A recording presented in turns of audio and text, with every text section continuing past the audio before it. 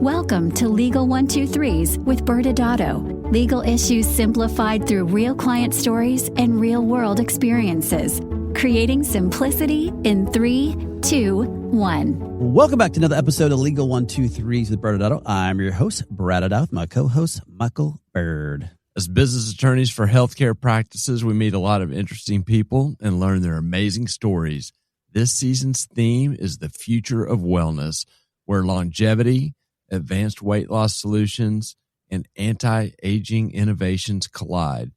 Get ready for insights from the people driving the evolution of the medical industry. Well, Michael, I'm excited about our world-famous guest for today's show. In fact, this is his third time on our podcast, and we've actually been on his podcast twice. Me too, Brad. But first, while I was doing a little show prep, I was reminded of a story about cloning. This is not a news story, but I am realizing that you and I have not talked about it. Okay. Did you see the story a while back about Tom Brady cloning his dog? Absolutely. It was a very fascinating read. Well, apparently, for those who haven't heard, his pet dog, Junie, was cloned from his beloved pet, Lua, who had died in 2023. Brady is an investor in a company, Colossal Biosciences, and he had collected a blood sample from Lua, and Colossal Biosciences took it from there. Well, first fun fact, audience members, is Colossal Biosciences is actually based in Dallas. Second, I guess not fun fact, but assumption here, we're assuming that Juno and Lua were good dogs. Yeah, I mean, I would think so. Yes. I am curious, Brad, if money was not a factor, how would you feel about cloning one of your pets? Well, actually, the funny thing is, as soon as I actually read that article, I was talking to my wife, Micah, about it, and we were talking about if we would do the same. And we both simultaneously agreed that we would clone our dog, Biscuit, because he was the goodest of all dogs. What about you, Michael? Samson would theoretically be a candidate. I wonder if I would be able to eliminate bad habits like barking at cars, people, and dogs that walk in front of our house, and from eating women's panties. You think they could clone that out of him? Well, besides that, I guess he's a good dog. But audience members, if we had more time, I could tell you so many stories about why Samson should never be cloned. Well, we do love Samson so much, but yes, you're right. He probably should not be cloned. All right. So do we know how Tom's dog, Juno, is doing? Junie. I don't. I kind of got trapped whenever this came out and all the memes. The funniest one I saw was someone speculating that Tom Brady himself actually seemed like a clone. Well, that's a fair assessment. All right. Well, let's bring on today's guest. Okay. Longtime close friend Grant Stevens is joining us today. He is a plastic surgeon. And he has a long list of accolades. He is a University of Oregon grad, WashU School of Medicine, heavily involved with the USC Division of Aesthetic Surgery, ran fellowship for many years. He's the past president of the Aesthetic Society and has published countless scientific research articles to better the field of plastic surgery. And he has a podcast himself that we've been on. We mentioned The Technology of Beauty. Grant, thanks for being here. Hey, thank you so much, guys, for having me. It's an honor and a true pleasure to be on your show for the third time. Thank you. Awesome, Grant. Well, we know that you also are a huge dog person. Can you see yourself cloning one of your beloved dogs? Absolutely. I was sitting here thinking of all the wonderful dogs I've had. And I have 3 here now. I would clone all 3 of them, especially Tuxedo. But I can think back of the dogs I've had in my youth and earlier years. And absolutely, I would clone my dogs. No question. I think it's an overstatement or an understatement to say that Grant's a huge dog person. Well, I love the name Tuxedo. That's a very cool name. He goes by Tux, but his formal name is Tuxedo. Love it. Clearly his formal name. Tux. All right, Grant, let's jump in. So this season, we're focusing on the future of wellness. I mean, I know you and I have had many conversations about this. when I use the word wellness, I'm talking about kind of the catch-all for longevity, weight loss, anti-aging. There's that whole new area, newish area that's kind of invading medicine and particularly invading aesthetics. But first, I want the audience, you to introduce the audience your podcast, talk about the technology of beauty, and then when this on release, we're just days away from the Aesthetics Innovation Summit. I'd love for you to talk a little about that as well. It'd be my pleasure. Thank you. So the Technology of Beauty is a podcast. We have about 200 shows on it. It's a feed through all the typical podcast feeds. The one I like the best is YouTube because you get to see it and listen to it. And the podcast has been around for a few years, and we have a chance, or I have a chance, to interview the movers and shakers of the beauty business. And I have the opportunity to interview both industry as well as providers, but it's primarily geared towards new technologies, new goods, services. It's exciting things, varied guests. We have a studio in Manhattan Beach, California, and every Tuesday we have a new program. However, some Tuesdays we'll play an older program that is germane to news or a reason for it. But I would encourage you to check out the Technology of Beauty if you're interested in aesthetics, both surgical as well as non-surgical. And as we're going to find out today, there's a heavy emphasis on various non-surgical aesthetic services, goods, products, and so forth. So that's the Technology of Beauty. And along with that, with no direct relationship, but over time it has started getting related, and that is a program, an event we started 7 years ago called Aesthetic Innovation Summit, and that, or AIS, and that is on the Wednesday before the Aesthetic Society show that is now called MEET, capital MEET, all caps, and that is our annual meeting of the American Society for Aesthetic Plastic Surgery, or what we now call the Aesthetic Society, which we start with hot topics on Thursday. But I am the co-founder and chair of something called Aesthetic Innovation Summit. And that is a lot like Technology of Beauty, but it's all in one day. And we include industry, finance, as well as clinicians and entrepreneurs. And it's extremely exciting. This year it's on May 13th, which is Wednesday, and it's in Boston, immediately preceding the Aesthetic Society show, MEET. And you guys have been on it. You've been to it many times.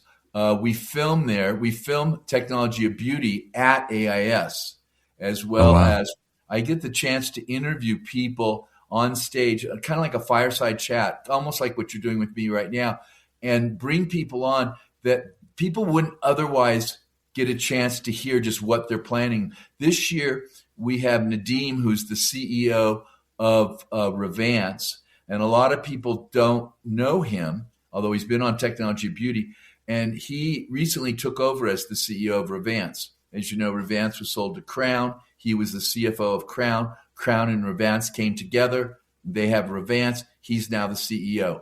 And he's a very exciting interview. And what he's doing is somewhat novel. And I'm going to pull that out of him during the fireside chat in the morning of Wednesday, May 13th. So I encourage you, if you're interested, if you're coming to Boston, we have tickets online. We have some complimentary passes for Aesthetic Society members.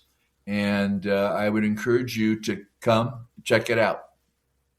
That's awesome. And I can vouch for you, Grant. We've been invited multiple years to come see it. It is fascinating what is going on at that. Going back to your movers and shakers, they're all there. And I've really enjoyed some of the panel talks y'all have had up there. Even, Michael and I just being silly lawyers, just hearing what's going on in the industry has been fascinating. So I'm glad that you continue to promote that event. But that kind of easily bleeds into like what I was thinking of while you were talking about. Our focus for this is really on the wellness side, and based on all the people you're visiting with, we're seeing this wave of interest in wellness. How is it impacting the aesthetic industry? Well, I like how you bundled up all of them into the concept of wellness.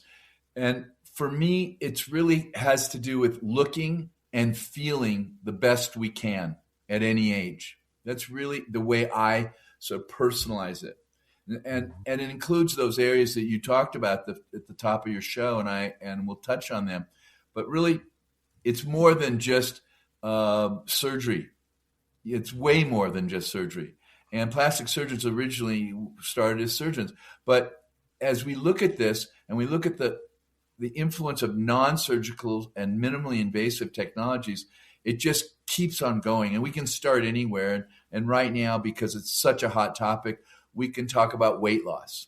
And then out of that, what happens? We all know that we have a problem in America, overweight, obesity, and so forth.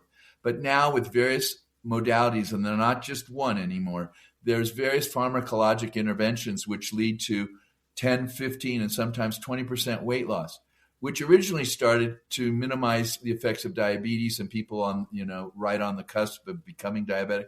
But out of that grew this huge industry of weight loss, pharmacologic weight loss.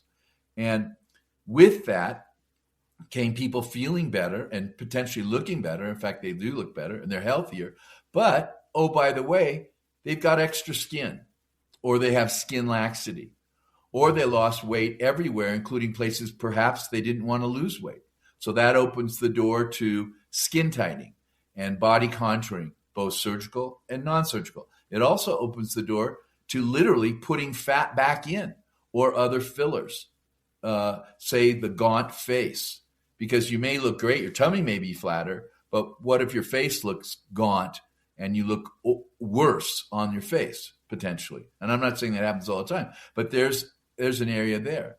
There's also the concept of better living through chemistry, and I use that euphemistically, but the people on peptides, on hormonal replacement. We've had hormonal replacement for a long time. We think of women on birth control pills, or perimenopausal women on estrogens and progesterones. But now we have people of every age group coming in and being tested, men and women, and then supplementing the hormones. Take men with testosterone, women with testosterone sometimes, as well as estrogen and progesterone. So there's the hormones. Then there's also the peptides. And about all these IV clinics where we're injecting, if you will, IV peptides. We also have topical peptides and transcutaneous delivery of these various peptides and other biologically active substances. And that's a whole nother subject we could go into. And maybe we'll talk about it a little bit later. But we have these companies, and they'll be on AIS, Aesthetic Innovation Summit, that are bringing very novel technologies to touch on and help us solve the problems I just now talked about. And I could keep going nonstop, and I don't want to do that. So I hope I've given you somewhat of an answer, and we'll leave it at that. And you can take me on from there. No, that's great. And what I've always loved this about you, Grant. You're so passionate about this industry, and it just comes through so quick, so easily off. Just hearing you talk about it makes me so excited for the industry, where it's going. But I'll let you jump in, Michael. No, I'm curious. I want to tap into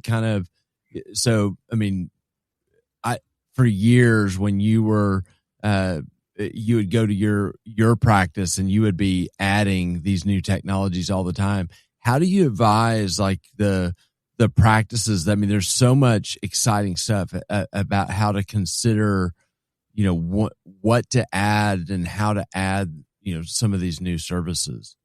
Michael, as the fellowship director, and I did the fellowship for 27 years, and my fellows after their residency would be with me for a year, and they'd always say, Dr. Stevens, what should I add? I'm going to go into practice. What should I buy, or what should I provide? And there's a lot of ways of looking at this, but at the bottom line is it's got to be profitable, or you're not going to have a practice.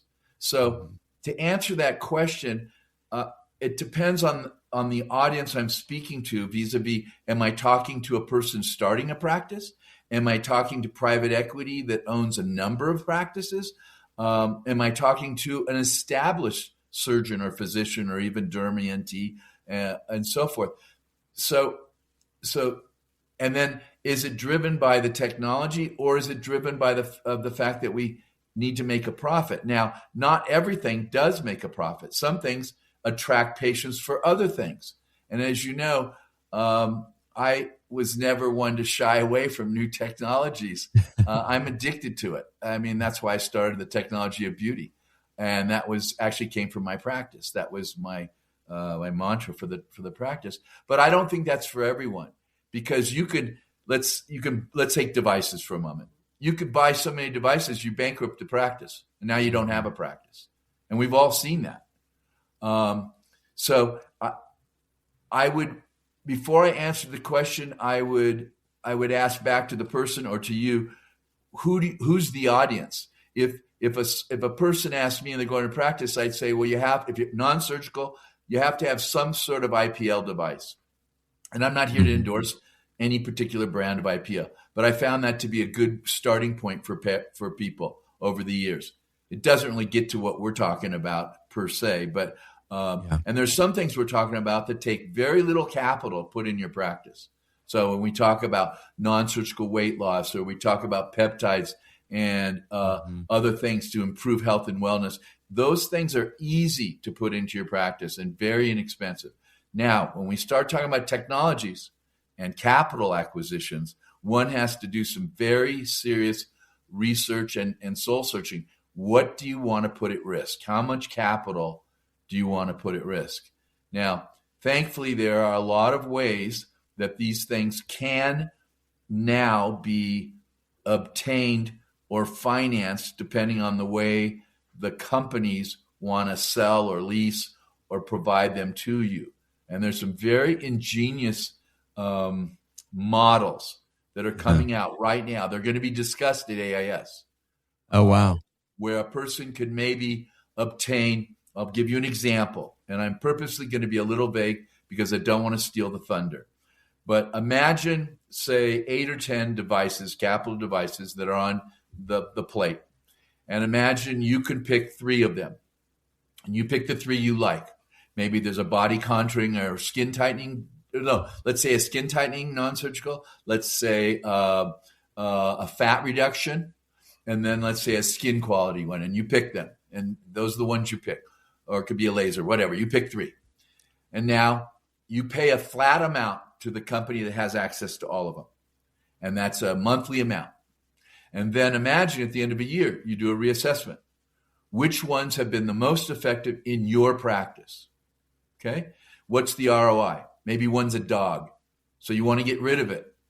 Now, in a traditional model, it ends up being a coat rack, and it gets pushed to the corner of your practice, and it collects dust.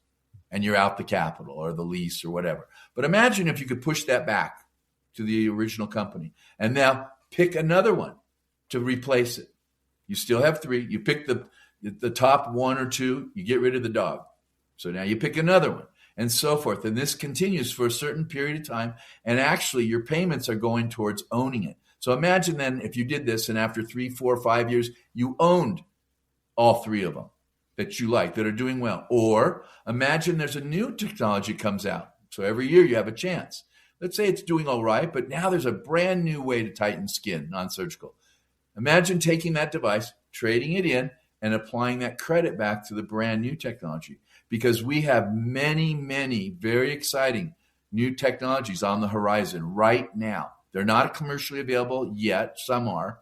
Some are very exciting, and they're going to be presented. But there's some that aren't. And we have a very exciting area called Shark Tank, just like Shark Tank on television. And you guys have seen Shark Tank. Every year it gets the highest ratings at AIS. And we have some technologies that are going to be presented at AIS this year in Shark Tank that are revolutionary. Because people are getting away from surgery. They don't want the anesthesia. They don't want the risk. They don't want the downtime. They don't want the scarring and so forth. We're never going to totally replace surgery. But if I lost, say, 20, 30, 40 pounds, whatever it is, and I have some floppy skin on my tummy or my arms or my legs, I don't necessarily want to have a knife cut it out. but what if I could use some non-surgical technology based on either ultrasound or radio frequency or laser or various energy sources to tighten that skin? And let's say I could get 60, 70% improvement without the downtime, without the scarring, without the risk, and without the anesthesia. Most people would say that's a pretty good deal. And I will tell you right now, that exists. And that's exciting. And so when we talk about overall health and wellness, again, it starts with the things we talk about, weight loss and improved quality of life. But there are non-surgical, minimally invasive technologies out there that will improve the final result and contribute to that wellness that you were talking about. That's amazing. Yeah. I mean, I can tell you, Grant, you nailed it on the mistakes that people make when they nothing against these trade shows. Everyone who works at those shows are doing a great job of try to explain to a doctor why they need that product.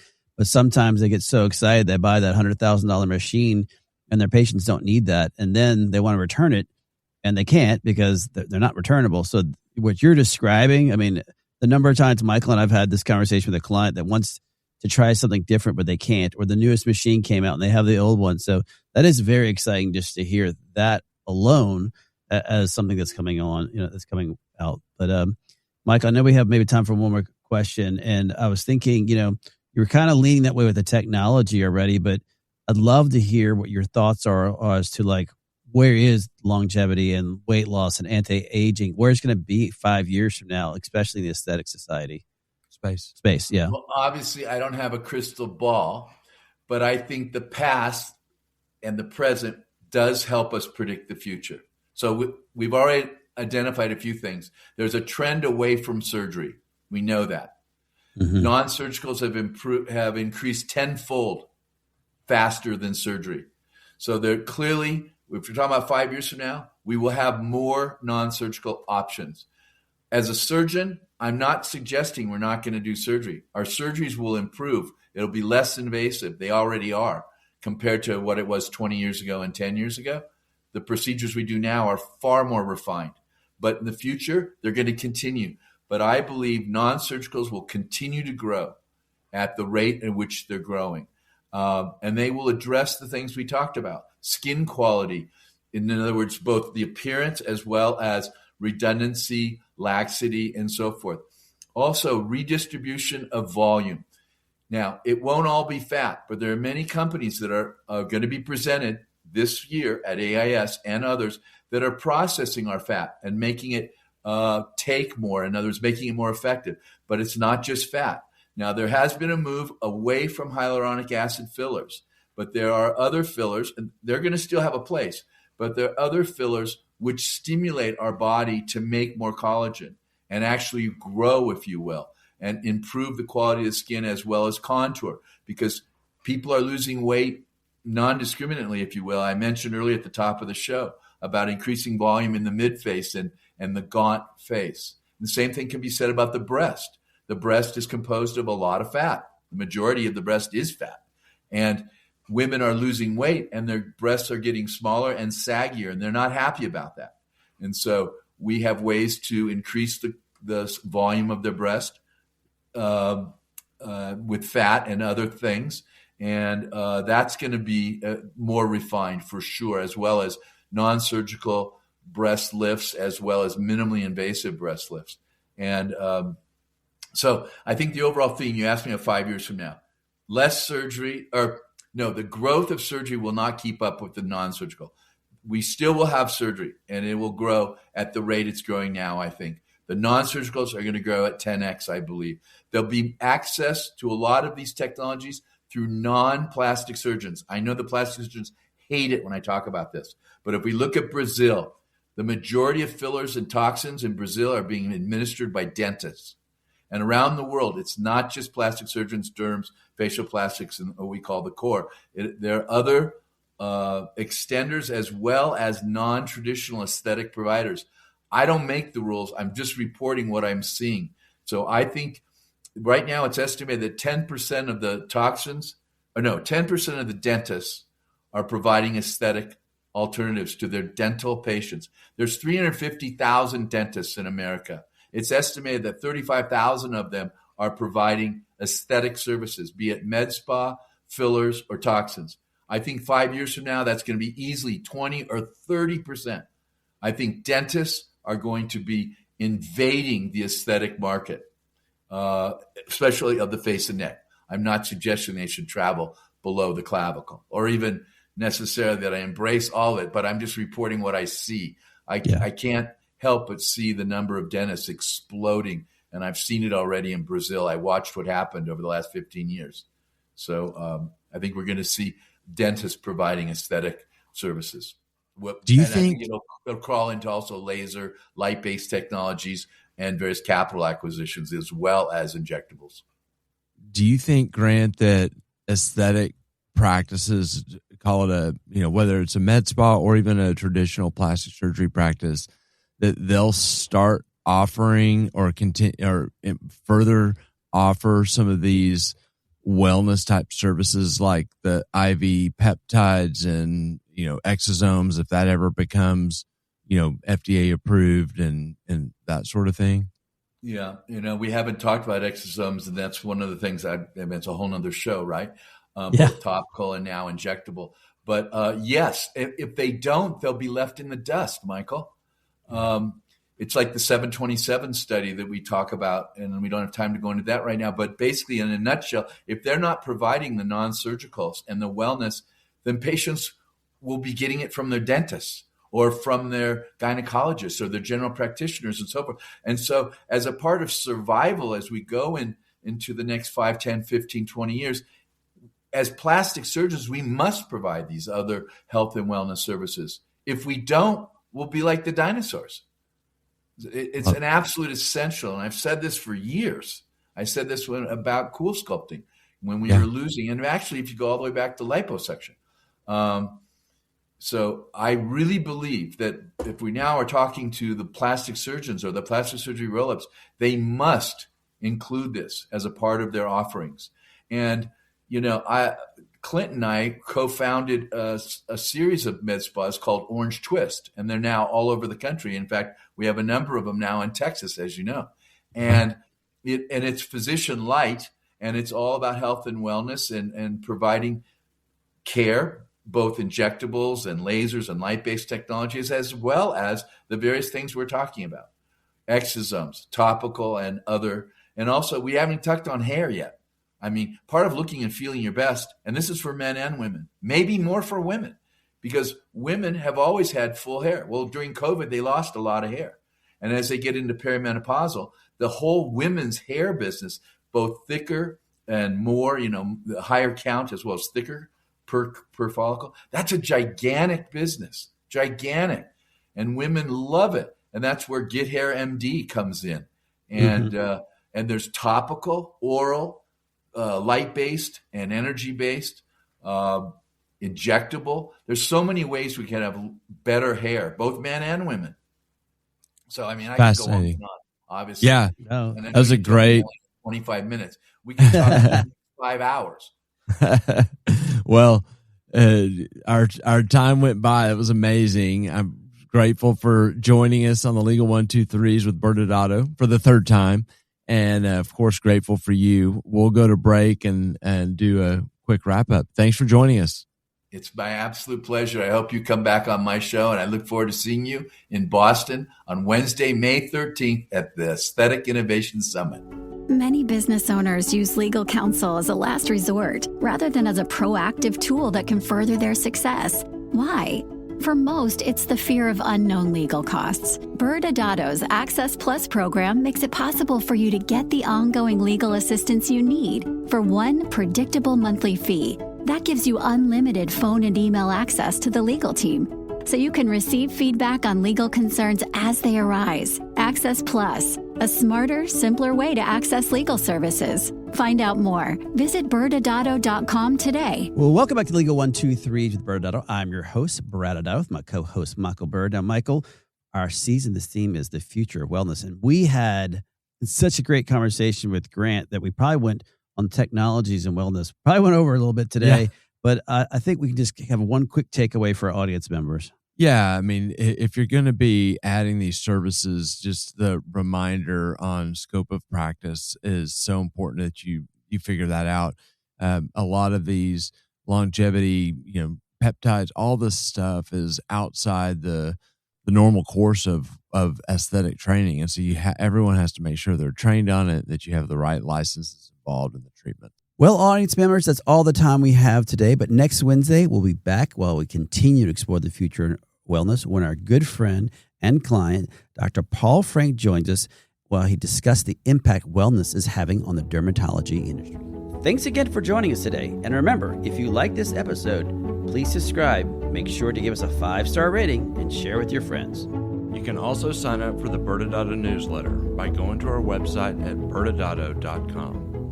ByrdAdatto is providing this podcast as a public service. This podcast is for educational purposes only. This podcast does not constitute legal advice, nor does it establish an attorney-client relationship. Reference to any specific product or entity does not constitute an endorsement or recommendation by ByrdAdatto. The views expressed by guests are their own, and their appearance on the program does not imply an endorsement of them or any entity they represent. Please consult with an attorney on your legal issues.